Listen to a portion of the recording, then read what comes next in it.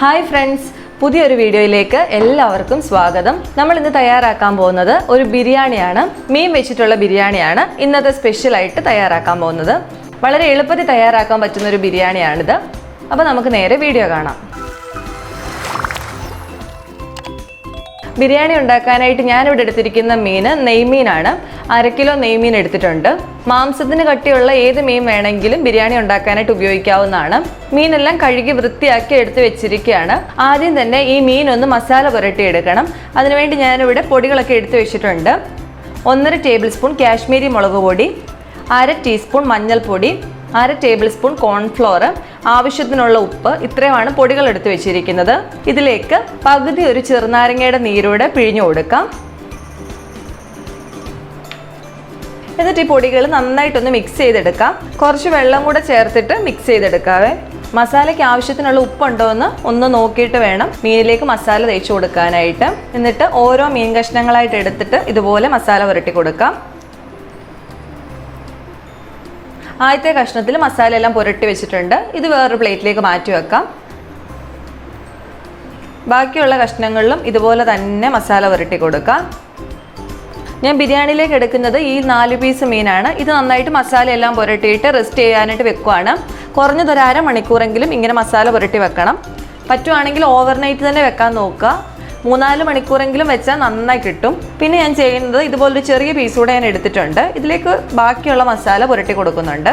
ബിരിയാണിയുടെ മസാല തയ്യാറാക്കുന്ന സമയത്ത് അതിലേക്ക് ഇട്ട് കൊടുക്കാൻ വേണ്ടിയിട്ടാണ് ഈ പീസ് എടുക്കുന്നത്.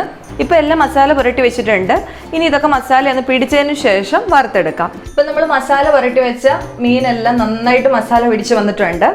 ഇനി ഇത് വറുത്തെടുക്കാനായിട്ട് പോവാണ്. പാനിലേക്ക് കുറച്ച് സൺഫ്ലവർ ഓയിൽ ഒഴിച്ചു കൊടുക്കാം. നിങ്ങൾക്ക് വെളിച്ചെണ്ണയാണ് ഇഷ്ടമെങ്കിൽ വെളിച്ചെണ്ണ ഉപയോഗിക്കാവേ.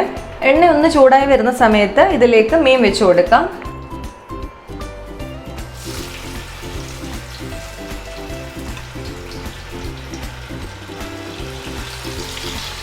മീൻ ഒരുപാടൊന്നും വറുത്ത് മുരിച്ചൊന്നും എടുക്കണ്ട.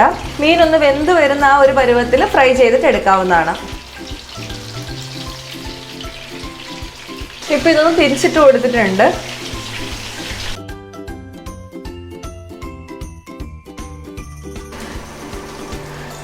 ആയി വന്നിട്ടുള്ള മീൻ കഷ്ണങ്ങൾ എണ്ണയിൽ നിന്ന് എടുത്ത് മാറ്റാം.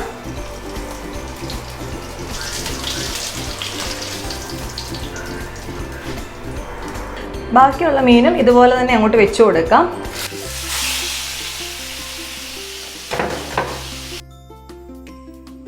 ഇപ്പം അടുത്ത പതിച്ച മീനും ആയി വന്നിട്ടുണ്ട്. ഇത് എണ്ണയിൽ നിന്ന് കോരി മാറ്റാം. മസാലയ്ക്കും മീനിൻ്റെ നല്ലൊരു ടേസ്റ്റ് കിട്ടാൻ വേണ്ടിയിട്ട് ഈ കഷ്ണം മീൻ മസാലയിലായിട്ട് പൊടിച്ച് ചേർക്കുകയാണ് ചെയ്യുന്നത്. അപ്പം ഇതും കൂടെ എടുത്ത് മാറ്റി വെക്കാം. ഇനി ചെയ്യാൻ പോകുന്നത് ബിരിയാണിയിലേക്ക് ആവശ്യമായിട്ടുള്ള കുറച്ച് ഉള്ളി വറുത്തെടുക്കാനായിട്ട് പോവാണ്. അതിനുവേണ്ടി ഒരു പാൻ വെച്ചിട്ട് അതിലേക്ക് കുറച്ച് നെയ്യ് ഒഴിച്ചു കൊടുക്കാം. ഞാനിവിടെ 3 ടേബിൾ സ്പൂൺ നെയ്യാണ് ഒഴിച്ചിരിക്കുന്നത്. ഇതിലേക്ക് ഒരു 5 ടേബിൾ സ്പൂൺ സൺഫ്ലവർ ഓയിലും കൂടെ ചേർത്ത് കൊടുക്കാം. നിങ്ങൾക്ക് നെയ്യുടെ ടേസ്റ്റ് ഇഷ്ടമാണെങ്കിൽ നെയ്യുടെ അളവ് കൂട്ടി കൊടുക്കാം. സൺഫ്ലവർ ഓയിലും നെയ്യും അത് നിങ്ങളുടെ ഇഷ്ടം അനുസരിച്ച് അളവ് അങ്ങോട്ടോ ഇങ്ങോട്ടോ വ്യത്യാസപ്പെടുത്തി എടുത്താൽ കുഴപ്പമില്ല. ഇപ്പോൾ എണ്ണ ഒന്ന് ചൂടായി വന്നിട്ടുണ്ട്. ഇതിലേക്ക് അരിഞ്ഞു വെച്ചിരിക്കുന്ന ഒരു സവോള ചേർത്ത് കൊടുക്കാം. ഒരു സവോള മതി. തീരെ കനം കുറച്ചിട്ട് വേണം ഈ സവോള അരിഞ്ഞെടുക്കാനായിട്ട്. ഇതൊന്ന് ബ്രൗൺ കളറായി വരുന്ന സമയം വരെ ഒന്ന് നന്നായിട്ട് വറുത്തെടുക്കണേ. ഇപ്പോൾ സവോള ആയി വന്നിട്ടുണ്ട്. ഇതൊരു പ്ലേറ്റിലേക്ക് മാറ്റാം. എന്നിട്ട് ഈ ഉള്ളി ഇങ്ങനെ ഒന്ന് വിതറി ഇട്ട് കൊടുക്കണേ. എന്നാലേ ലാസ്റ്റ് വരെ ഇതിങ്ങനെ ക്രിസ്പി ആയിട്ട് ഇരിക്കത്തുള്ളൂ. അതുകൊണ്ടാണ് ഇങ്ങനെ വിതറി ഇട്ട് കൊടുക്കണമെന്ന് പറയുന്നത്. ഇനി ഇതിലേക്ക് കുറച്ച് നട്ട്സ് വറുത്തെടുക്കാം. ഇപ്പോൾ കാഷ്യൂ നട്ട് ആയിട്ടുണ്ട്. ഇത് പാത്രത്തിൽ നിന്ന് ഇങ്ങ് മാറ്റാം. ഇനി ഇതിലേക്ക് കുറച്ച് ഉണക്കമുന്തിരിയും കൂടെ ഇട്ടിട്ട് ഒന്ന് വറുത്തെടുക്കാം.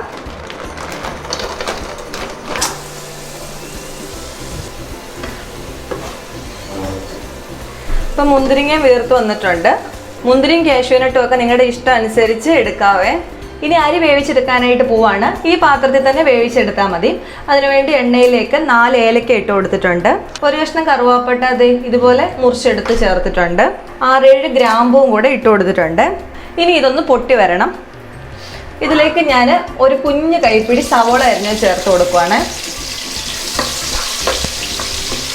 ഈ സ്പൈസസ് ഒക്കെ ഒന്ന് പൊട്ടി വരുന്ന സമയത്താണ് ഈ സവോള ഇട്ട് കൊടുക്കേണ്ടത്. എന്നിട്ട് ഇതൊന്ന് വാടി വരട്ടെ. ഇപ്പോൾ സവോള വാടി വന്നിട്ടുണ്ട്. ഇതിലേക്ക് കഴുകി വെച്ചിരിക്കുന്ന അരി ചേർത്ത് കൊടുക്കാം. ഞാനിവിടെ 3 കപ്പ് അരിയാണ് എടുത്തേക്കുന്നത്. ഇത് കുതിർത്തൊന്നും വെക്കണ്ട, കഴുകിയിട്ട് നേരെ ഇതുപോലെ വെള്ളം പോകാനായിട്ട് ഒന്ന് വാല വെച്ചാൽ മതി. ജീരകശാല അരിയാണ് എടുത്തേക്കുന്നത്. ഇനി ഹൈ ഫ്ലെയിമിലേക്ക് ഇട്ടിട്ട് ഈ അരി നന്നായിട്ടൊന്ന് വറുത്തെടുക്കാം. തീ കുറച്ച് വെച്ചിട്ട് ഇത് വറുത്തെടുക്കല്ലേ, ഇതങ്ങ് പൊടിഞ്ഞു പോകും ചിലപ്പം. അതുകൊണ്ട് നല്ല ഫ്ലെയിമിൽ വെച്ചിട്ട് വേണം വറുത്തെടുക്കാനായിട്ട്. ഇപ്പോൾ ഈ അരി നന്നായിട്ട് ഫ്രൈ ആയി വന്നിട്ടുണ്ട്. ഇതെങ്ങനെ അറിയുന്നതെന്ന് വെച്ചാൽ നല്ലൊരു സ്മെല്ല് വരും. പിന്നെ അത് മാത്രമല്ല, നമ്മളിങ്ങനെ ഇളക്കുന്ന സമയത്ത് ഇതിങ്ങനെ കിലുങ്ങുന്ന പോലൊരു സൗണ്ട് കേൾക്കാം. അപ്പോൾ മനസ്സിലാക്കിക്കോണം അരി നന്നായിട്ട് ഫ്രൈ ആയിട്ടുണ്ടെന്ന്. അപ്പോൾ ഇത്രയും മതി. ഇനി ഇതിലേക്ക് നമ്മൾ വെള്ളം ചേർത്ത് കൊടുക്കാനായിട്ട് പോവാണ്. നല്ല തിളച്ച വെള്ളമാണ് ഇതിലേക്ക് ഒഴിക്കേണ്ടത്.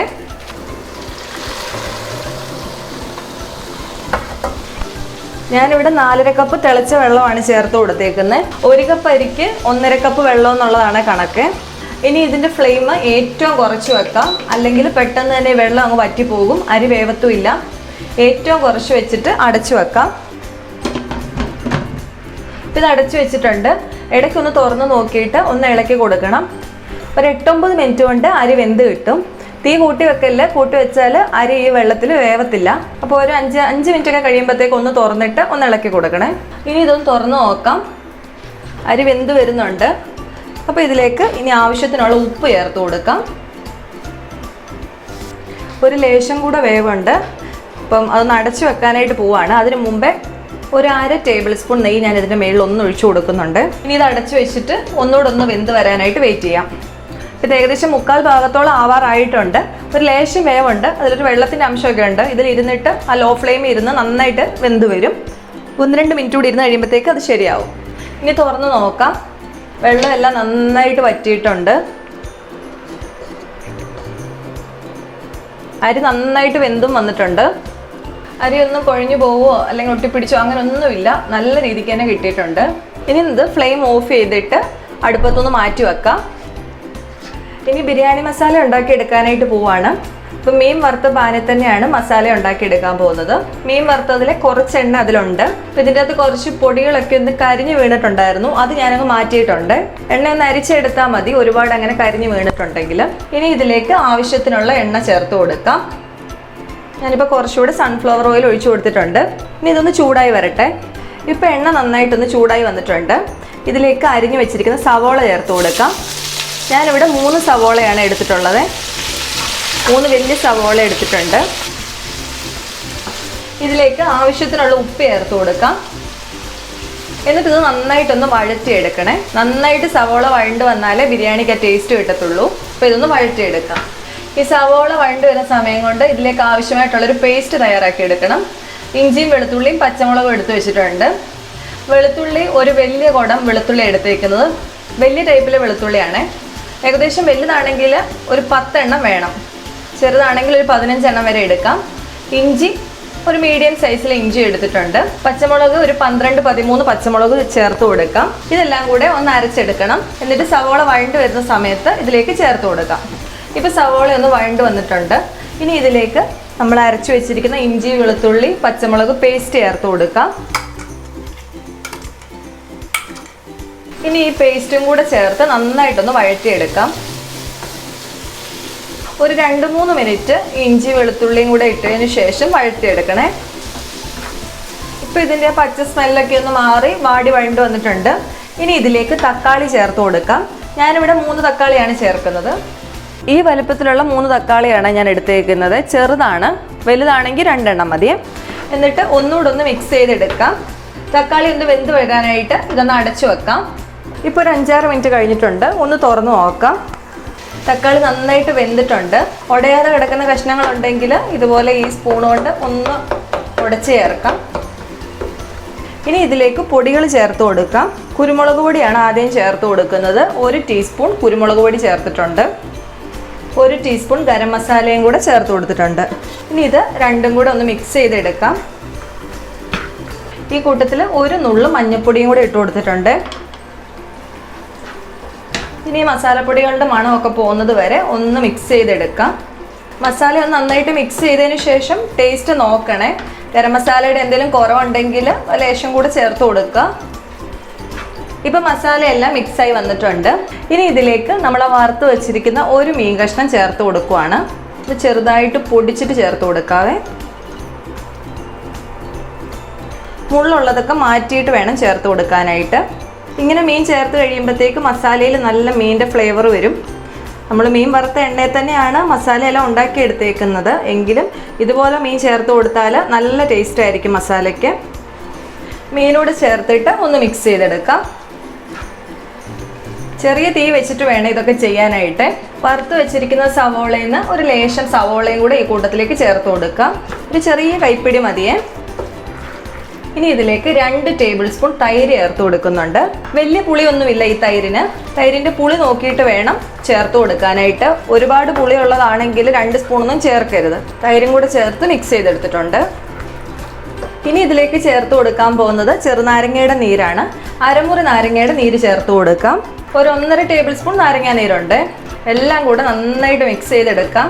എന്നിട്ട് ഈ സമയത്ത് ഇതിൻ്റെ ഉപ്പൊന്ന് നോക്കണേ. നാരങ്ങയും തൈരും ഒക്കെ ചേർത്തപ്പം ഉപ്പ് കുറയാൻ സാധ്യതയുണ്ട്. അപ്പോൾ ഉപ്പ് നോക്കിയിട്ട് ഉപ്പ് ആവശ്യമുണ്ടെങ്കിൽ ചേർത്ത് കൊടുക്കാം. ഉപ്പുണ്ട് എങ്കിൽ ഒരു ലേശം ഉപ്പൂടെ ചേർക്കുവാണ്. ബിരിയാണി ആകുമ്പോൾ ഒരു ഉപ്പിച്ചിരി ഒന്ന് മുന്നോട്ട് നിൽക്കണം. എന്നാലേ നമ്മൾ കഴിക്കുന്ന സമയത്ത് നല്ല ടേസ്റ്റ് കിട്ടത്തുള്ളൂ. ഇനി ഇതിലേക്ക് ചേർക്കാൻ പോകുന്നത് മല്ലിയിലയാണ്. അത്യാവശ്യം ഒരു കൈപ്പിടി മല്ലിയില ചേർക്കാം. ഒരു ചെറിയ കൈപ്പിടി പുതിനയിലയും കൂടി ചേർത്ത് കൊടുത്തിട്ടുണ്ട്. ഇപ്പം നല്ല അടിപൊളി ടേസ്റ്റുള്ള മസാലയാണ് ആയേക്കുന്നത്. നല്ല രുചിയാണ് ഈ മസാലയ്ക്ക്. മീനും കൂടെ ഒക്കെ ചേർത്ത് കൊടുത്തപ്പോഴത്തേക്ക് മസാല നല്ല സൂപ്പറായിട്ട് വന്നിട്ടുണ്ട്. ഇനി ചെയ്യാൻ പോകുന്നത് നമ്മൾ ഈ വറുത്ത് വെച്ചിരിക്കുന്ന മീൻ ഈ മസാലയിലേക്ക് വെച്ച് കൊടുക്കാം. ഈ മസാലയുടെയൊക്കെ ഒരു ടേസ്റ്റ് ഈ മീനിലേക്ക് ഒന്ന് വരാൻ വേണ്ടിയിട്ടാണ് ഇങ്ങനെ ചെയ്യുന്നത്. ഇനി ഇത് അടച്ച് 1 മിനിറ്റ് ഒന്ന് ഇങ്ങനെ ലോ ഫ്ലെയിമിൽ വെച്ചതിന് ശേഷം ഫ്ലെയിം ഓഫ് ചെയ്യാമേ. മീൻ ഇനി ഇതിലത് തിരിച്ചൊന്നും ഇട്ട് കൊടുക്കുന്നില്ല. ഇതുപോലെ തന്നെ നമ്മൾ ഫ്ലെയിം ഓഫ് ചെയ്തിട്ട് മാറ്റി വെക്കാനായിട്ട് പോവാണ്. ഇപ്പോൾ 1 മിനിറ്റ് കഴിഞ്ഞിട്ടുണ്ട്. ഒന്ന് തുറന്ന് നോക്കാം. ഇത് അടിപൊളിയായിട്ട് ആയിട്ടിരിപ്പുണ്ട്. ഇതുപോലെ തന്നെ അടച്ചിട്ട് അങ്ങോട്ട് മാറ്റി വെക്കാം. ഇപ്പം നമ്മൾ ചോറും മസാല എല്ലാം റെഡിയാക്കി എടുത്തിട്ടുണ്ട്. ഇനി ദം ഇടാനായിട്ട് പോവാണ്. അതിനുവേണ്ടി ഒരു പാത്രം എടുത്തിട്ട് അതിലേക്ക് കുറച്ച് മസാല ഇട്ട് കൊടുക്കുന്നുണ്ട്. നമ്മൾ ഉണ്ടാക്കിയെടുത്ത മസാലയുടെ പകുതി മസാല ഇപ്പം നമുക്ക് ഇതിലിട്ട് കൊടുക്കാം. 2 ലെയറായിട്ട് നമുക്ക് സെറ്റ് ചെയ്യാവേ. ഇനി ഇതിൻ്റെ മുകളിലേക്ക് ചോറ് വെച്ച് കൊടുക്കാം. പകുതി ചോറ് ഇതിലേക്ക് ഇട്ട് കൊടുക്കാം. ഇനി ഇതൊന്ന് നിരത്തി കൊടുക്കാം. ഈ ചോറിൻ്റെ മുകളിലേക്ക് കളറിന് വേണ്ടിയിട്ട് കുറച്ച് മഞ്ഞൾപ്പൊടി വെള്ളത്തിൽ കലക്കി ഒഴിച്ചു കൊടുക്കുന്നുണ്ട്. നിങ്ങൾക്ക് വേണമെങ്കിൽ കുങ്കുമപ്പൂവ് പാലിൽ വേണമെങ്കിൽ കലക്കി ഉപയോഗിക്കാം. അല്ലെങ്കിൽ ഇനിയിപ്പോൾ കളർ ഉപയോഗിക്കാൻ ഇഷ്ടമുള്ളവർക്ക് ഫുഡ് കളർ ഉപയോഗിക്കുന്നതിന് കുഴപ്പമില്ല കേട്ടോ. ഇനി ഒരു ലേശം ഗരം മസാല ഒന്ന് ഇതിൻ്റെ മുകളിൽ ഒന്ന് തൂവി കൊടുക്കാം. വറുത്ത് വെച്ചിരിക്കുന്ന കാഷ്യൂനട്ടും ഉണക്കമുന്തിരിയും സവോളയും കൂടെ ഒന്ന് ലേശം ഒന്ന് വിതറി കൊടുക്കുന്നുണ്ട്. കുറച്ച് പുതിനയില ഇട്ട് കൊടുക്കുന്നുണ്ട്. മല്ലിയിലയും കൂടെ ലേശം ഇട്ട് കൊടുക്കാം. 1/2 ടീസ്പൂണ് നെയ്യും കൂടെ ഒന്ന് മേളിൽ ഒന്ന് തൂവി കൊടുക്കാവേ. ഇനി ബാക്കിയുള്ള മസാലയും കൂടെ ഇട്ട് കൊടുക്കാം. ഈ മസാലയുടെ കൂട്ടത്തിൽ മീൻ വെക്കണ്ട കേട്ടോ. നമ്മൾ എടുക്കുന്ന വഴിക്ക് അത് മൊത്തം അങ്ങ് പൊടിഞ്ഞു പോകും. അതുകൊണ്ട് മീൻ നമുക്ക് ഏറ്റവും മുകളിൽ വെക്കാം. മസാല ഒന്ന് നിരത്തി കൊടുത്തിട്ടുണ്ട്. ഇനി ബാക്കിയുള്ള ചോറും കൂടെ ഇതിലേക്ക് ഇട്ട് കൊടുക്കാം. ആദ്യത്തെ ലെയർ ചെയ്ത പോലെ തന്നെ ലേശം മഞ്ഞൾപ്പൊടി കലക്കിയത് ഇങ്ങനെ ഒഴിച്ചു കൊടുക്കുന്നുണ്ട്. കുറച്ച് നെയ്യും കൂടെ ഒന്ന് തൂവി കൊടുത്തിട്ടുണ്ട്. വറുത്ത് വെച്ചിരിക്കുന്ന സവോള ചേർത്ത് കൊടുക്കാം. നട്ട്സ്, ഉണക്കമുന്തിരി, ഇച്ചിരി ഗരം മസാലയും കൂടെ മേളിലൊന്ന് തൂവിയിട്ടുണ്ട്. ഇനി ഇതിലേക്ക് നമ്മൾ വറുത്ത് വെച്ചിരിക്കുന്ന മീൻ വെച്ച് കൊടുക്കാം.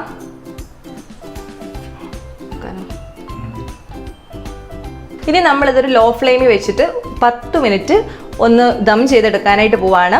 അതിനുശേഷം നമുക്കിത് പ്ലേറ്റിലോട്ട് വിളമ്പാം. ഇപ്പോൾ ദം ചെയ്യാനായിട്ട് അടുപ്പിലേക്ക് വെച്ച് കൊടുത്തിട്ടുണ്ട്. ഒരു 10 മിനിറ്റ് ലോ ഫ്ലെയിമിൽ ഇതുപോലെ ഇരിക്കട്ടെ. എന്നിട്ട് ഈ ഹോള് ഒന്നൊരു ടിഷ്യൂ വെച്ചിട്ട് ഒന്ന് അടച്ചു കൊടുക്കണം. എന്നിട്ട് വേണം ദം ചെയ്യാനായിട്ട്. ഫ്ലെയിം കൂട്ടി വെക്കല്, അടിക്ക് പിടിച്ചു പോവും. ലോ ഫ്ലെയിമിൽ വെച്ചിട്ട് വേണം വെക്കാനായിട്ട്. അപ്പോൾ ഒരു 10 മിനിറ്റ് ഇങ്ങനെ ഇരിക്കട്ടെ. ഇപ്പോൾ ദം ഇട്ടിട്ട് ഒരു 10-12 മിനിറ്റ് ആയിട്ടുണ്ട്. ഇനി ഇതൊന്ന് തുറന്ന് നോക്കാം. ഇപ്പോൾ അടിപൊളി ബിരിയാണി ആയിട്ടായി വന്നിട്ടുണ്ട്. ഇനി ഇത് പ്ലേറ്റിലേക്കൂടെ ഒന്ന് മാറ്റി കാണിച്ചു തരാം. മീൻ ഒരു സൈഡിലേക്ക് മാറ്റിയിട്ട് റൈസും മസാലയും കൂടാണ് എടുക്കേണ്ടത്. ഇങ്ങനെ മീൻ മുകൾ ഭാഗത്ത് വെക്കുമ്പം മീൻ പൊടിഞ്ഞു പോകാതെ നമുക്ക് എടുക്കാനായിട്ട് പറ്റും. ആദ്യം തന്നെ മീൻ എടുത്തങ്ങ് മാറ്റിയിട്ട് റൈസ് എടുക്കണമെന്നേ ഉള്ളൂ. അപ്പോൾ പ്ലേറ്റിലോട്ട് നമുക്ക് മാറ്റാവേ. അപ്പോൾ ഇന്നത്തെ റെസിപ്പി നിങ്ങൾക്ക് എല്ലാവർക്കും ഇഷ്ടമായെന്ന് വിചാരിക്കുകയാണ്. ഇഷ്ടമായിട്ടുണ്ടെങ്കിൽ ഒന്ന് ലൈക്ക് ചെയ്യണേ. പിന്നെ നമ്മുടെ ചാനൽ ആരെങ്കിലും സബ്സ്ക്രൈബ് ചെയ്യാതെ കാണുന്നവരുണ്ടെങ്കിൽ അല്ലെങ്കിൽ ആദ്യമായിട്ട് കാണുന്നവരുണ്ടെങ്കിൽ ചാനൽ ഒന്ന് സബ്സ്ക്രൈബ് കൂടെ ചെയ്തേക്കണേ. അടുത്ത ദിവസം വേറെ റെസിപ്പി ആയിട്ട് കാണാം. താങ്ക്